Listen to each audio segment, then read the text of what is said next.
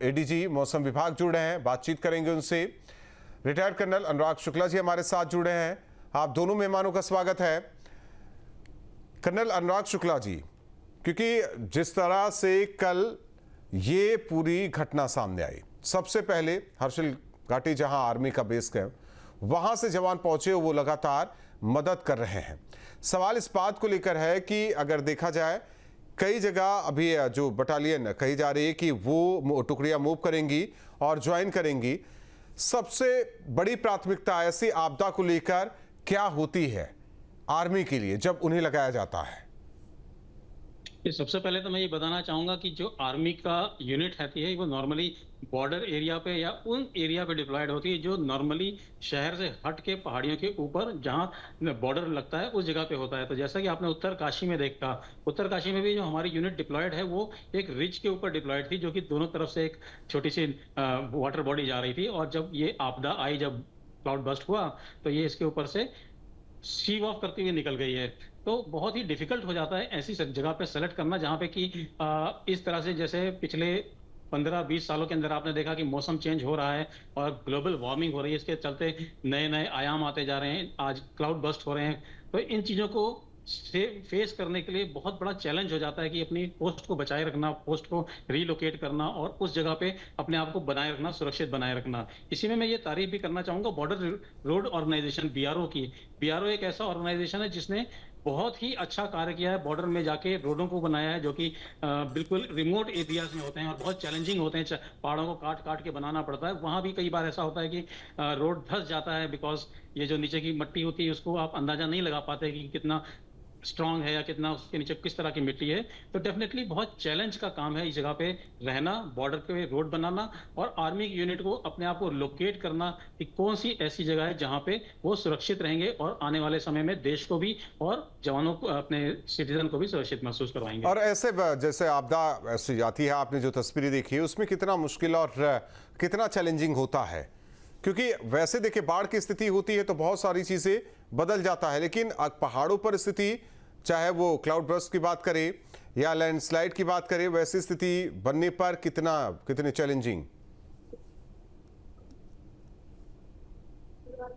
ये एक प्रश्न मेरे से था। जी जी जी, क्लाउड बस्ट अगर आप देखें तो क्लाउड बस्ट जो नेचुरल आपदा है इसके ऊपर किसी का कंट्रोल नहीं है। और जैसे जैसे समय बढ़ता जा रहा है, ग्लोबल वार्मिंग बढ़ती जा रही है, इस तरह की चीजें और ज्यादा बढ़ती जा रही हैं। और अगर हम आर्मी यूनिट के देखें, आर्मी यूनिट जहां पे डिप्लॉयड है वो बिल्कुल सेक्लूडेड जगह है, वो बिल्कुल शहरी आबादी से हट के है। तो इनके ऊपर जब आपदा आई, जब ये पानी आया, प्रेशर, तो आप देख सकते हैं कितनी ज्यादा तबाही हुई है। और इसके बावजूद भी और काफी ज्यादा सुनने में आया है ऐसा कि काफी नुकसान हुआ है, उनकी काफी पोस्ट भी बह के चली गई है। तो ये काफी चैलेंजिंग जॉब हो जाता है और उस जगह को मेंटेन रखना और इस चीज को प्रिडिक्ट कर पाना, क्योंकि सही टाइम पे खबर भी नहीं पहुंच पाती कई बार कि किस तरह का मौसम बदलाव हो रहा है, मौसम में किस तरह की चेंजेस आ रही हैं। तो इस बार भी आपने देखा ऊपर से जिस तरह से क्लाउड फटा था तो रिएक्शन टाइम बहुत ही कम मिला था जी लोगों को बचाने के लिए।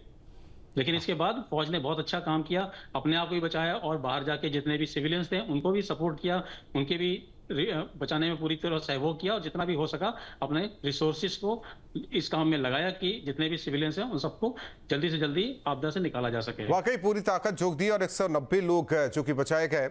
डॉक्टर आनंद जी, सवाल यह है कि अभी भी कुछ चीजें क्लियर नहीं हो रही है कि बादल फटा है, कि वहां पानी इकट्ठा होकर झील बन गया, वो फट गया, ग्लेशियर की वजह से ये हुआ है, कुछ चीजें क्लियर नहीं हुई हैं।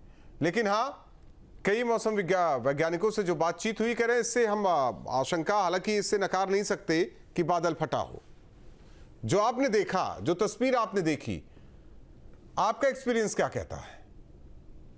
देखिए, मैंने मौसम विभाग देहरादून से, जहां मैं पहले 15 साल कार्यरत भी था, वहां मेरी बातचीत हुई। और जो मौसम विभाग का ऑटोमेटिक वेदर स्टेशन हर्षिल पे लगा हुआ है, और हर्षिल तो बिल्कुल धराली से बिल्कुल जुड़ा ही हुआ है, एज द क्रो फ्लाइज, बहुत मामूली सा डिस्टेंस है। और वहां पर जो है उसमें क्लाउड बर्स्ट जैसी वर्षा जो 10 सेंटीमीटर एक घंटे में होती है वो रिकॉर्ड नहीं की गई है, बल्कि मॉडरेट रेनफॉल है, उससे भी कम है।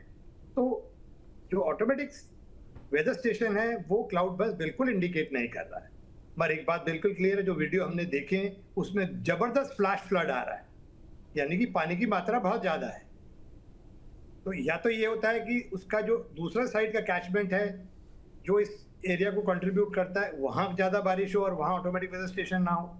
दूसरा ये भी हो सकता है कि जब जिस मतलब कि नाले से ये पानी आ रहा है, बीच में टेम्परेरी नेचुरल डैम बना हो और पानी काफी रुक गया हो, और रुकने के बाद फिर ये टूटा और उसके बाद आ सकता है। और कुछ लोगों का मानना हो सकता है कुछ ग्लेशियर का ऊपर से कनेक्शन भी हो।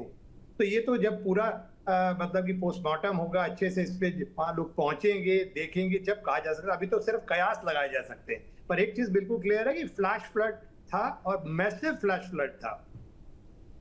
क्योंकि पौड़ी से भी एक तस्वीर आई जहां बादल फटने की बात आ रही है, 2 महिलाएं बह गई, कहीं सैलानी फंस गए, उन्हें निकाला जा रहा है। तो ये स्थिति इन दिनों पहाड़ों में बनी है, यानी कि कह सकते हैं कि स्थिति विकराल है, या हम सामान्य मान सकते हैं? क्योंकि धराली में जो हुआ वो पूरे देश ने, पूरी दुनिया ने देखा। देखिए, सामान्य तो नहीं कहेंगे, मगर ये बात मान लीजिए कि हिमालय क्षेत्र में, चाहे वो हिमाचल हो या उत्तराखंड हो, सिक्किम है और दूसरे उत्तर पूर्वी इलाके हैं, मॉनसून सीजन में भारी, बहुत भारी वर्षा और अत्यधिक भारी वर्षा होना एक नॉर्मल फीचर है, होती ही है। और लैंडस्लाइड, फ्लैश फ्लड भी आते हैं। बट सवाल ये उठता है कि जब डैमेजेस बहुत ज्यादा होती है, नुकसान बहुत ज्यादा होता है, जैसे कि ये बहुत मैसिव था, तो फिर नेचुरली ये बड़ा मतलब कि समझ से बाहर हो जाता है कई बार। मगर उसमें देखा जाए तो ये जो नुकसान जो ज्यादा हो रहा है, चाहे वो जान हो या माल का हो, वो इसलिए ज्यादा हो रहा है क्योंकि ज्यादा से ज्यादा लोग they are constructing and living in vulnerable areas, encroachment हो रहा है एरियाज का। वो एक चिंता का विषय। आप जितने भी, मैं वीडियो में देख रहा था, घर ज्यादातर नए बने हैं, हाल ही में बने होंगे कुछ सालों के अंदर। और चूंकि नदी कई बार क्या होता है, उसमें ज्यादा, ये जो नाला होता है ये बिल्कुल साल भर पानी वाला नाला नहीं होता है, और कुछ सालों में जब वर्षा कम होती है या भारी वर्षा नहीं होती है तो मतलब बिल्कुल संकरा हो जाता है, और लोग आगे आगे बढ़ के मकान बना लेते हैं। ये सोचते हैं कि भाई अब कुछ 4-5 साल 8 साल पानी आया नहीं है तो आगे भी नहीं आएगा। तो ये बिल्कुल गलत है। जो हमें ध्यान देना है वो इस पे ध्यान है कि हम एनक्रोचमेंट ना करें और बेतरतीब जो है नदी में घुस के ना बनाए मकान और रिजॉर्ट और होम स्टे वगैरह। और नदी जो है उसकी मेमोरी बहुत स्ट्रांग है, वो अपना रास्ते का, अपना इलाके को रिक्लेम करती है। और यही एक रीजन है कि जो जो मकान वगैरह गए वो सारे नदी के फ्लड प्लेन में बने थे, और जब भी बाढ़ आएगी तो नुकसान पहुंचेगा। मगर एक और चीज ध्यान रख लीजिए, बाढ़, साइक्लोन, ये सब नॉर्मल फीचर हैं, ये आएंगे ही। मगर लोग कहते हैं ना कि बाढ़ आ गई, लोग कहते हैं बाढ़ आ गई, दूर रहते हैं तो ये खतरे जो है आपदा में कन्वर्ट। डॉक्टर आनंद जी, लोग कहते हैं बाढ़ आ गई और यहाँ देखिए बादल फटने के बाद ये नुकसान हुआ, नदी किनारे ये नुकसान हुआ। भाई जब आप घुसेंगे तो नुकसान भी झेलना पड़ेगा। बाढ़ आती नहीं, बल्कि आप नदी के एरिया में जाकर रहना शुरू कर दिए तो पानी, बारिश के सीजन में ये तो सब जानते हैं कि पानी आना ही आना है।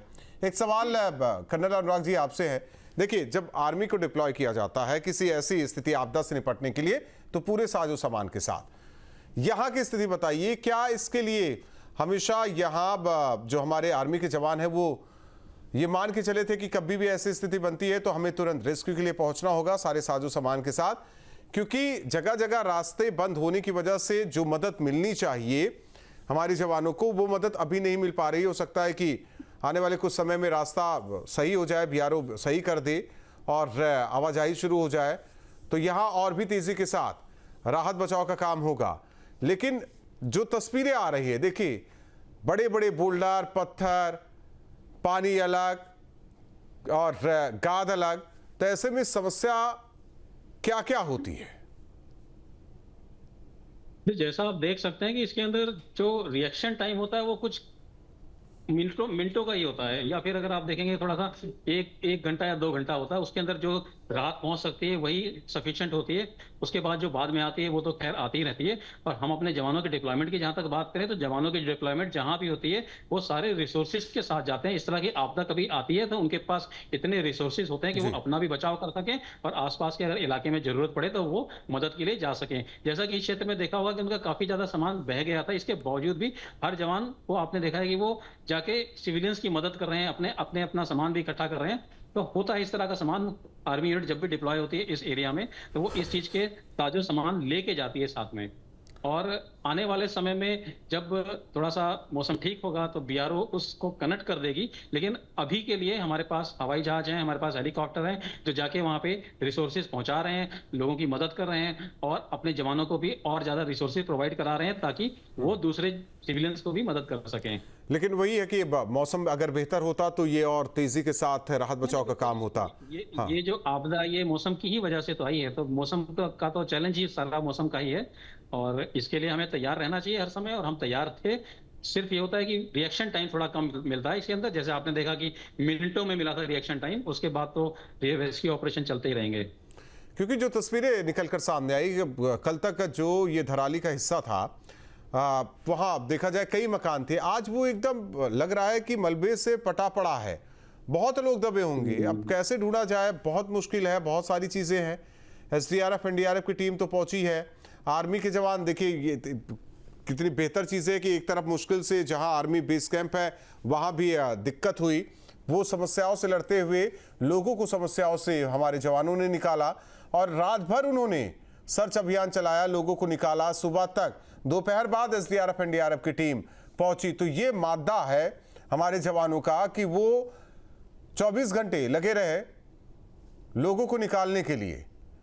वाकई और मदद मिल जाती तो और बेहतर तरीके से काम होता। डॉक्टर आनंद जी, एक सवाल ये भी है, मैं पढ़ रहा था, कहा जा रहा है कि ये धराली जो है वो हिमालय के दरार में बसा है और इससे पहले भी बात हुई जहां धराली है उसको अब कहीं और विस्थापित किया जाए, क्योंकि कई बार इस धराली ने प्राकृतिक आपदा को झेला है और इसे कहा जाए कि नजरअंदाज करना ये कल की तस्वीर।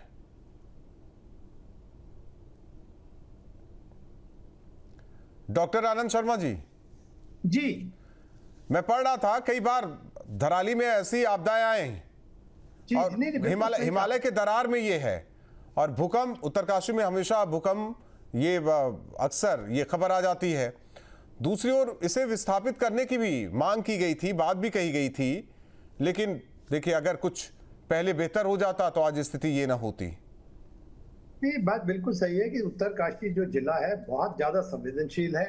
चाहे वहाँ पे अर्थक्वेक की बात करें तो मेजर अर्थक्वेक आ चुका है, लैंडस्लाइड एक बहुत मेजर लैंडस्लाइड की इशू था, वो समस्या रही है, फ्लैश फ्लड, तो हर तरह की जो जितनी भी आपदाएं हैं वो जो है उत्तरकाशी में आती हैं। और ये भी बात है कि 2013 में भी जब केदारनाथ डिजास्टर हुआ, जिसका कि मैंने चेतावनी 4 दिन पहले सरकार को दी थी जब मैं वहाँ मौसम विभाग का निदेशक था, तो ये आप क्षेत्र देखें उस 2013 में भी प्रभावित हुआ था। तो बात ये है कि जब उस समय भी नुकसान पहुंचा था तो दोबारा से वहीं कंस्ट्रक्शन को अलाउ किया गया। तो ये सोचना पड़ेगा हमें, यदि वनरेबल एरिया है, एरिया जहाँ पे प्रॉब्लम्स होती हैं, उन जगहों पे हमें बचना होगा।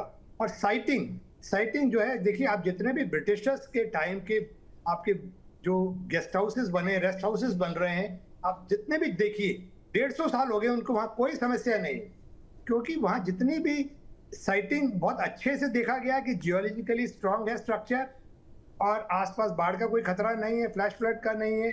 ऐसे जगहों पर उन्होंने सिलेक्ट की और वहाँ कंस्ट्रक्शन किया और आज 150 साल पुराने रेस्ट हाउस भी आप देख सकते हैं वैसे के वैसे खड़े हैं। या कोई पुराने गांव हैं आप देखेंगे जो टॉप पे बनाए गए, लोगों ने ट्रेडिशनल नॉलेज को इस्तेमाल करके बनाए, आज भी वैसे ही। और जो कंस्ट्रक्शन हाल फिलहाल 2 दशकों में हुई है, 20 साल 15-20 साल में, वो सब जो है हम लोगों ने गलत प्लानिंग करी है, वनरेबल एरिया में घुस के हमने ये बनाया है। और मैंने 2012 में भी कहा था, हिंदुस्तान अखबार ने एक सेमिनार कराया था हिमालयस के ऊपर, तो उन्होंने यही बात की थी आपदाओं से कैसा बचा जाए। तो हमने कहा उसके लिए 2 ही तरीके हैं, एक तो हमारी जो पूर्वानुमान है, अर्ली वार्निंग है, उसको आखिरी इंसान तक पहुंचाया जाए, लास्ट माइल कनेक्टिविटी या क्रूशल माइल कनेक्टिविटी। और दूसरा कहा गया था जो नदी नालों के आसपास की बसावट नहीं होनी चाहिए, और नहीं है तो लोगों को कहीं दूसरी जगह होना चाहिए। और अब आप क्या देखेंगे, चाहे वो पूरा हिमाचल हो चाहे उत्तराखंड हो, सभी नदी नालों का अतिक्रमण हो चुका है और फ्लड प्लेन में घुसकर लोगों ने सब तरह के, चाहे वो रिजॉर्ट हो, जो होटल्स हो, मकान हो, कॉलेज हो, यूनिवर्सिटी हो, सब कुछ बना दिया। तो ये तो ठीक वैसा हो गया, आप बैन मुझे मार। मुझे लगता है कहीं ना कहीं हमें सोच बदलनी होगी। और जो अर्ली वार्निंग की सबसे बड़ी बात है कि उसमें पहला कंपोनेंट है अर्ली वार्निंग का, रिस्क एनालिसिस एंड मैपिंग। आपको पूरे एरिया की अच्छे से रिस्क एनालिसिस और मैपिंग करनी होगी, और वो एरिया जो मैपिंग करके आप बता देंगे हाईएस्ट रिस्क है उन पे, उनको अवॉइड करिए। और दूसरी बात है, वहां पे आसपास आपके पास इमरजेंसी सेल होना चाहिए 24/7 कि ऐसी जगह है यदि एकदम आती है कोई चेतावनी तो इमीडिएटली लोगों को इवैक्यूएट करा जाए। मगर प्रॉब्लम है कि जिस तरह के ये मतलब कि भारी वर्षा हुई या फ्लैश फ्लड आया, वो फ्लैश फ्लड जो है आपको समय नहीं देता है। हार्डली 15 मिनट मिलेंगे आपको, जैसे टॉर्नेडो में मिलते हैं लोकेशन स्पेसिफिक यूएसए में, तो वो आपको समय नहीं देगा। और कई बार आप चूकेंगे भी, वेदर फोरकास्ट जरूरी नहीं 100% करेक्ट जाएगी। यदि करेक्ट भी गई तो आपके पास लोगों को बताने के लिए सिर्फ 15 मिनट होंगे। उसके लिए हो सकता है वहाँ मौसम खराब है, बिजली नहीं है, टीवी से जानकारी नहीं मिल रही है, रेडियो में आपके पास बैटरी खराब पड़ी हुई है, तो आप कैसे करेंगे उनको? तो आपको एक सवाल, इसी से जुड़ा एक सवाल कर्नल अनुराग जी, देखिए इसी जो प्राकृतिक हादसा हुआ, कनेक्टिविटी, संचार माध्यम, हम दोनों रोड को लेकर कहें या फिर टेलीफोनिक कहें या मोबाइल को लेकर, सब कुछ ध्वस्त हो रखा है, बिजली तक ध्वस्त, सारी लाइनें ध्वस्त हो रखी हैं। इसीलिए मैं बार बार कह रहा हूं कि एक आर्मी की जो ये पूरी बटालियन है, आर्मी का जो कैंप रहा, उसे भी दिक्कत हुई, बावजूद इसके उन समस्याओं को दरकिनार कर लोगों की समस्याओं को हमारे जवानों ने सुना और उन्हें मदद पहुंचाई। तो ऐसे में जो तमाम दिक्कतें हो रही हैं, इससे निपटने के लिए तो देखिए हमारी आर्मी तो वाकई कह रहे हैं कि उनका मादा, लेकिन सवाल यह है कि और बेहतर तरीके से राहत बचाव का काम किस तरीके से अगर वो होना चाहिए था कि हम कर सकते थे, क्योंकि मौसम की मार की वजह से सड़क जगह जगह टूटी, टेलीफोनिक बातचीत नहीं हो पा रही है, और हम हवाई मार्ग की बात करें, हेलीकॉप्टर हालांकि आज जाकर उड़ा, वो भी कुछ देर के लिए जब मौसम थोड़ा सा थमा, तो ऐसे में दिक्कतें तो होती हैं। बिल्कुल आपने सही बताया, बिल्कुल आपने ब्रीफिंग दे रखी, बिल्कुल सही पे थी। जब प्राकृतिक आपदा आती है तो बहुत सारी चीजों का नुकसान होता है, जैसे कि आप कह रहे हैं कि रेडियो सेट्स हैं, बैटरीज हैं, ये सब चली जाती हैं, ये यूज नहीं हो पाती हैं, रिचार्ज नहीं हो पाती हैं, तो कम्युनिकेशन टूट जाता है। दूसरी तरह से अगर हम रोड कम्युनिकेशन चले तो लाने जाने का रास्ता टूट जाता है। तो हम लोगों को इस सिचुएशन में अपने ही रिसोर्सेज पे निर्भर रहना पड़ता है, और वो जो अपने रिसोर्सेज है वो है जो कि बच पाए हैं इस आपदा से। जैसे इसमें देखा कि हमारी जो आर्मी की बटालियन थी वहां पे, उनका भी काफी ज्यादा नुकसान हुआ, उसका काफी सामान बह गया था। इसके बावजूद भी उन्होंने अपने आप को संभाला, और उसके बाद जितने भी रिसोर्सेज को वो कलेक्ट कर पाए, उसको ले जाके उन्होंने बाकी सिविलियंस की मदद करी। लेकिन प्राकृतिक आपदा में क्या होता है कि बहुत सारी चीजों में चैलेंजेस आ जाते हैं, जैसे कि हेलीकॉप्टर नहीं उड़ पा रहा है, मौसम ठीक ना होने के वजह से कम्युनिकेशन नहीं ठीक हो पा रहा है, बैटरी वगैरह खत्म होने से हम कोई किसी रेडियो से किसी से संचार नहीं कर पा रहे हैं। तो ये चैलेंजेस हैं और इसके ऐसे ही रहेंगे, लेकिन इसके लिए एक मैपिंग करना पड़ेगा, जो कि एरियाज ऐसे हैं जो कि इस तरह रिस्क एनालिसिस, जैसे अभी डॉक्टर साहब ने बताया, रिस्क एनालिसिस करने के बाद हमें आइडेंटिफाई करना पड़ेगा कि कौन कौन से एरिया हैं जो प्राकृतिक आपदा से जूझने के लिए ज्यादा रिस्की है, और उन एरिया में एसडीआरएफ और एनडीआरएफ के लोगों को लगाना पड़ेगा, और हमें तैयारी करनी पड़ेगी कि अगले आने वाली प्राकृतिक आपदाओं को किस तरह से निपटाया जा सके।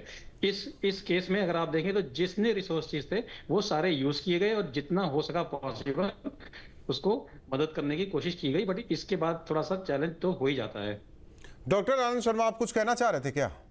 जी, मैं ये कहने वाला था कि कम्युनिकेशन जो है वो ऑल वेदर कम्युनिकेशन सिस्टम होना चाहिए जी। और उसके लिए कम्युनिटी रेडियो बहुत अहम भूमिका निभा सकता है, और मैंने उत्तराखंड में इसको बहुत पॉपुलराइज कराया, और अभी आज मुझे लगता है काफी सारे कम्युनिटी सेंटर खुल भी चुके हैं। हर ब्लॉक में एक कम्युनिटी सेंटर होना चाहिए, और आज इस तरह के रेडियो हमारे पास आ गए हैं जिनके पीछे हैंडल लगा होता है, आप उसको 60 बार घुमाइए और वो रिचार्ज हो जाएगा, कोई बैटरी नहीं चाहिए, कोई बिजली नहीं चाहिए।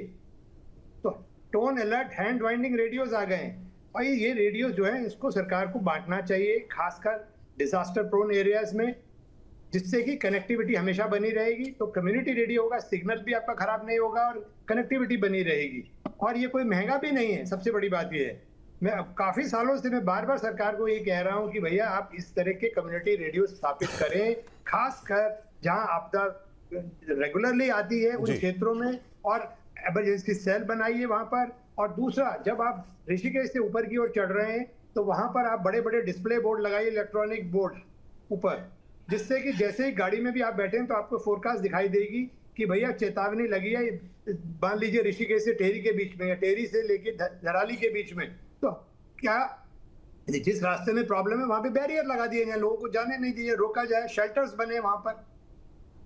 तो ये चीजें बहुत जरूरी हैं। और दूसरी बात है कि आम जनता को हमें अवेयरनेस लानी होगी। वही देखिए जागरूकता ही मेन है।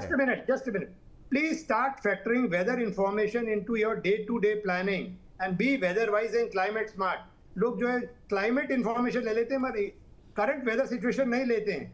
तो करंट वेदर जब भी आप कहीं जाएं, पहाड़ों में जा रहे हैं, तो सबसे पहले मौसम विभाग की चेतावनी लें और ये भी देखें कि आप जो है मौसम भारत मौसम विज्ञान विभाग की साइट से ले रहे हैं। डॉक्टर आनंद जी, वक्त नहीं, एक छोटा सा मेरा सवाल था, मैं जो पढ़ रहा था 5 अगस्त 1978 के करीब कुछ ऐसे ही आपदा, 5 अगस्त 2025 ये आपदा, ऐसे में भागीरथी नदी वहां से बह रही है, मलबा वहां तक पहुंच गया, नदी से कुड़ गई है। हेलो, आवाज आ रही है? जी जी प्लीज रिपीट करेंगे। मैं कह रहा हूं कि 5 अगस्त 1978 के करीब भी ऐसे ही तस्वीर आई थी, और 5 अगस्त 2025 यानी कि प्रकृति ने अपना इतिहास दोहराया और उस वक्त भी भागीरथी नदी से कुड़ गई थी, इस वक्त भी यही तस्वीर नजर आ रही है। तो इसको भी किस तरीके से देख रहे हैं? जी बिल्कुल, देखिए ये तो ऐसा कोई डेफिनेट साइक्लिक पैटर्न नहीं है, मगर चीजें रिपीट होती हैं। अब सिर्फ डिफरेंस क्या हो रहा है पहले और अब में? पहले जो है जो पॉपुलेशन डेंसिटी ज्यादा नहीं थी, लोग ऊंचाई वाले क्षेत्रों में ज्यादा रहते थे। अब जो है ज्यादा से ज्यादा लोग जो है सड़क के आसपास और नदी के आसपास घर बना के, रिजॉर्ट बना के, होम स्टे बना रहे हैं, तो डैमेजेस ज्यादा होगी अब। और आप थोड़ी देर के लिए सोच लीजिए, आप नदी नाले से दूर हैं तो बाढ़ तो आएगी। बाढ़ तो एक नेचुरल है, एक नेचुरल हैजार्ड है, वो आएगा और चले जाएगा। और यही पानी जाके नीचे सब नदियों से होता हुआ यूपी और बिहार के फ्लड प्लेन्स में फ्लड करता है, और वहां पे जो कृषि की भूमि है वो उपजाऊ बन जाती है। तो नेचर ने तो मैकेनिज्म बना रखा है, मगर इंसान जब खुद गलती करता है, ऐसी जगहों पे घुस के मकान वो बनाता है, जब चिंता का विषय होता है। तो इसलिए आम सरकारों को और आम जनता को दोनों को सोचना पड़ेगा। हम ये नहीं कह सकते सिर्फ सरकारों का ये मतलब की रिस्पॉन्सिबिलिटी, आम जनता को भी उनको हमें अवेयरनेस करना होगा। अवेयरनेस जा जाके बताना पड़ेगा, भाई ये खतरे वाला इलाका है, यहाँ आपको नहीं रहना है, दूर रहिए, ऊंचाई वाले क्षेत्र में बनाइए जगह। और खासकर नदी का ये भी ख्याल रखिए कि 10 साल पहले वो कहीं बह रही है और उसने रास्ता बदल लिया, तो अब 10 साल बारिश नहीं हुई तो आप आगे बढ़ जाएंगे नदी में, तो आपको नुकसान होगा। तो यही सबसे important, citing is the most important thing, उसका ध्यान देना होगा। अर्ली वार्निंग जो है उस सिस्टम को सुदृढ़ करना पड़ेगा। और एक और चीज मैं कहना चाहूंगा, रेडार लगाया हमने सुरकंडा में, मगर मुझे लग रहा है जैसे मैंने बात किया वो रेडार उसको कैप्चर नहीं कर पाया है। तो हमें रेडार को भी देखना पड़ेगा, कैसे उसका कैलिब्रेशन में कोई इशू है या हमें और नेटवर्क बढ़ाने की जरूरत है। जब ये रेडार होगा और वैली बेस्ड मॉडल्स, जो हमारे मॉडल्स हैं, हर वैली जो है हमारी, उसका बिहेवियर अलग है, उसकी टोपोग्राफी अलग है, तो उसके लिए स्पेसिफिक आपको मेसो स्केल मॉडल बनाने होंगे और रेडार का नेटवर्क और उसका कैलिब्रेशन को सुधारना होगा। और आपको 24/7 जो है आपके इमरजेंसी डॉक्टर आनंद जी ऐसी जगहों पर। और साथ में एक और सबसे बड़ी बात कहूंगा कि जो जिस तरह के आपके उत्तरकाशी के विधायक सुरेश चौहान जी हमारे साथ जुड़े हैं। सुरेश चौहान जी, कल तो आपने सारी तस्वीरें देखी है, जरा आज क्या कुछ हुआ वो दर्शकों को बता दीजिए।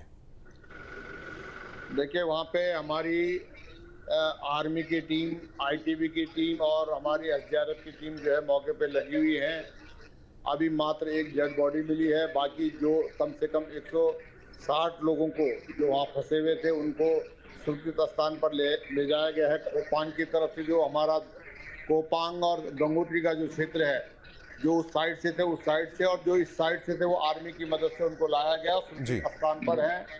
अब वहाँ पे कोई ऐसी बात नहीं, खाली जो लगातार जो है लोगों के जो फोन आ रहे हैं कि हमारे लोग भी हो सकते वहाँ पे थे होंगे, क्योंकि वहाँ पे दूर संचार की व्यवस्था नहीं है, इसलिए किसी के फोन नहीं लग पा रहे हैं। तो एक वो जो संशय की स्थिति बनी है। बाकी लगातार जो डीएम और एसपी है, मैं खुद ग्राउंड जीरो पे गया था, वहाँ पे डीएम और एसपी हर्षिल में और माननीय मुख्यमंत्री जी लगातार इस पे मॉनिटरिंग कर रहे हैं। खुद स्वयं बहुत आसमान खराब के बाद भी हम लोग जो है 3 बार जो है उत्तरकाशी से उड़ान भरी, लेकिन तीसरी बार बड़ी मुश्किल से जो हम जो है हर्षिल में पहुंचे और वहां से हम जीरो ग्राउंड पे पहुंचे।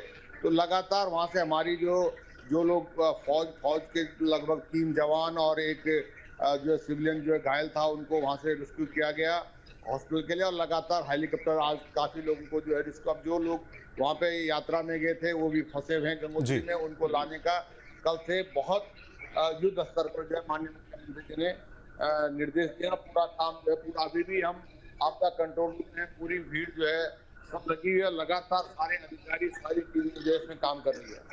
जाहिर तौर पर देखिए, सड़क मार्ग बेहतर होता तो और भी बेहतर तरीके से काम होता, तो उसे लेकर क्या निर्देश दिए गए हैं आप लोगों की तरफ से? आप लगातार सीएम धामी के साथ मौजूद हैं, हर हालात पर आप भी नजर बनाए हुए हैं। हाँ जी, आवाज आ रही है सुरेश जी? सर हाँ जी, हर हालात पर आप भी नजर बनाए हुए हैं। जल्द से जल्द सड़क मार्ग खुल जाए तो और भी अब बेहतर परिणाम खुल होंगे। जाएगा। आज हमारे राज्य मंत्री हैं अजय टम्टा जी, वो भी यहाँ पर पहुंच चुके हैं। माननीय मुख्यमंत्री लगातार जो है वो कर रहे हैं। और